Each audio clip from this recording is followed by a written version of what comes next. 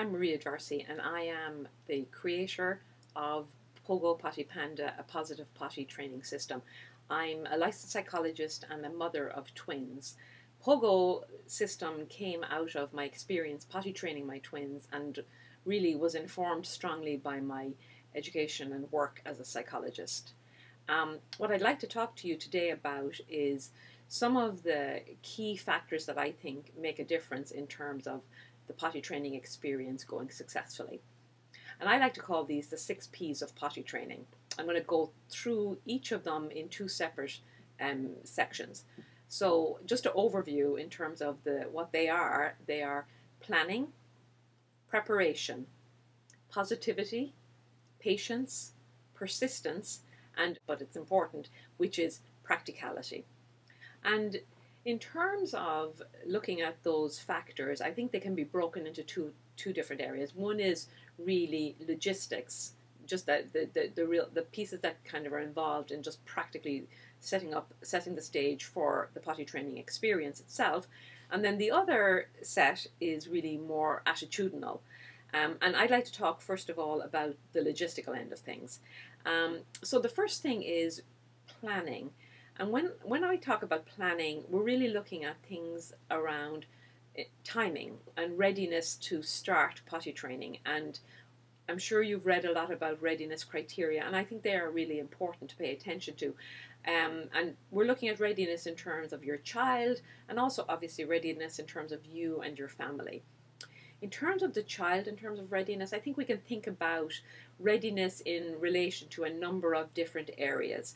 One is readiness in terms of physically ready, and those things are related to if your child is at a point in their development where they really are able to recognize the signs that they need to go pee or poop.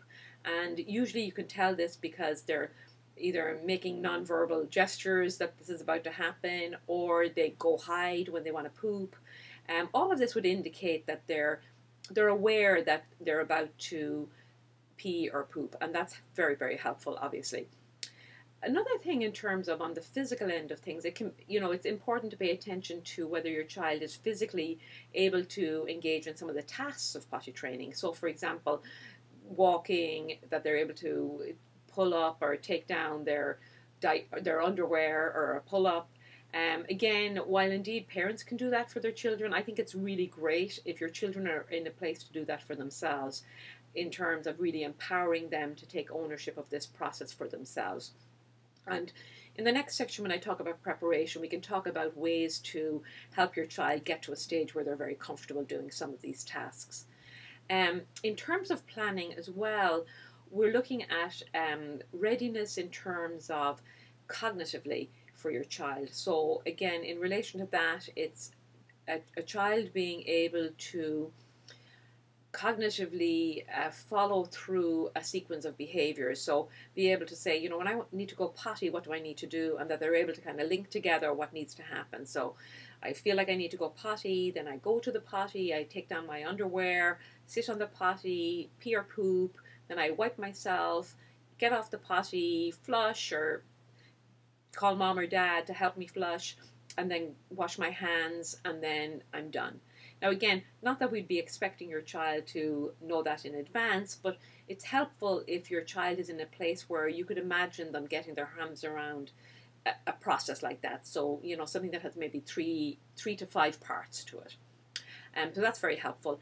And then it's also helpful for your child to be able to, on a verbal level, to be able to verbally communicate that they need to go potty. Really helpful. It's helpful for your child to say, Mom, I need to go potty. Or at least to be in a place where that will become something that they could offer verbally. So in terms of preparation and readiness, we're looking at physical, cognitive, verbal, and then the piece around readiness is really about emotional.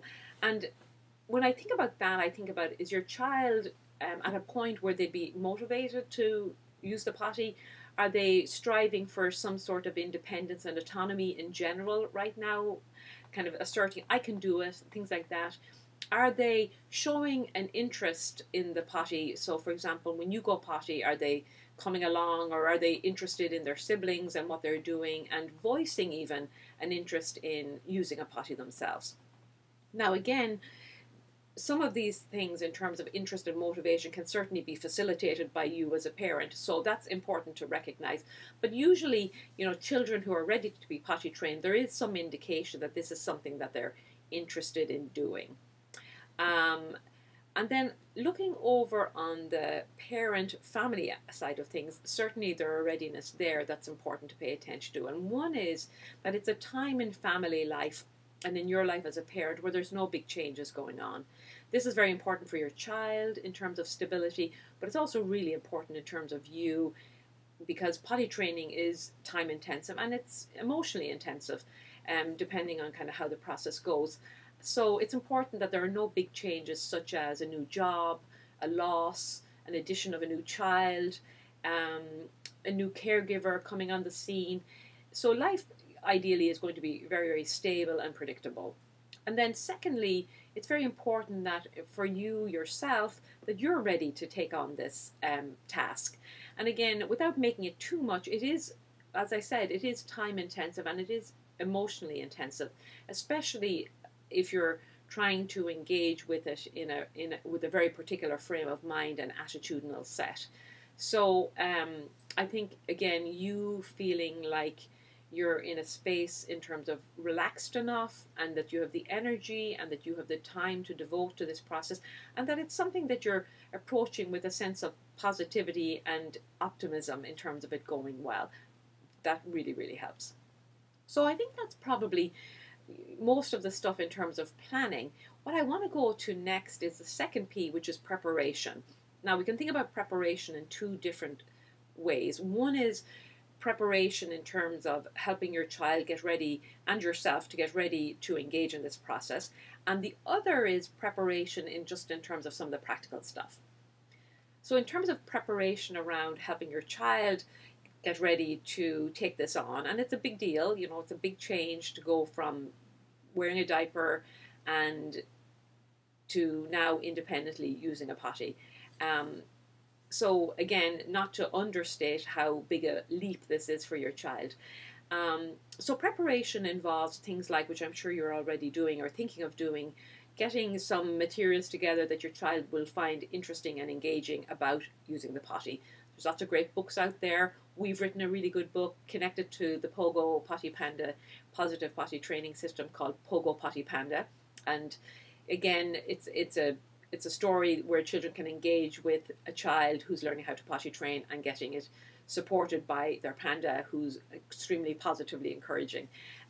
There's other books out there in terms of helping children understand that everybody pees, everybody poops, and this is how it goes, and all sorts of positive things that are associated with learning how to do that. And I think children can really get on board with that.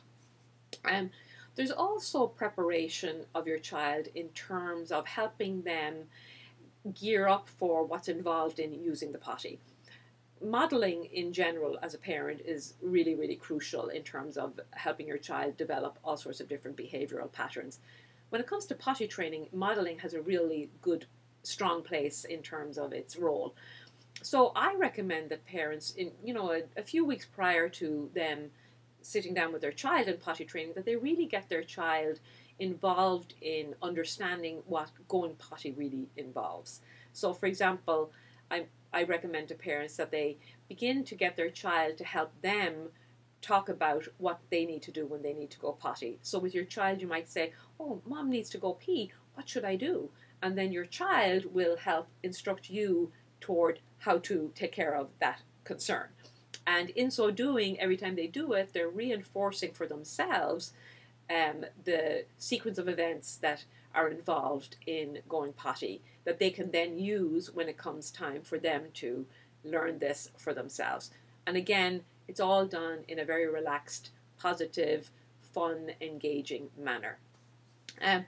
Also, I think it's important, for children to begin to get some of the behavioral skills down. So, for example, pulling down underwear and pulling back up pants can be helpful. And you can do this almost like a game with a child in terms of, okay, let's see how quickly you can take down your pants and count up how long it takes, and then work on having your child become more and more comfortable doing that. You can also work on helping your child just get comfortable with the notion of a potty. And what I recommend for parents is that you review what kind of potties are out there, you decide which ones you think are going to be best suited to your child, and then you have your child involved in the actual selection of the potty for them. I really recommend having your child really develop a sense of ownership of the potty.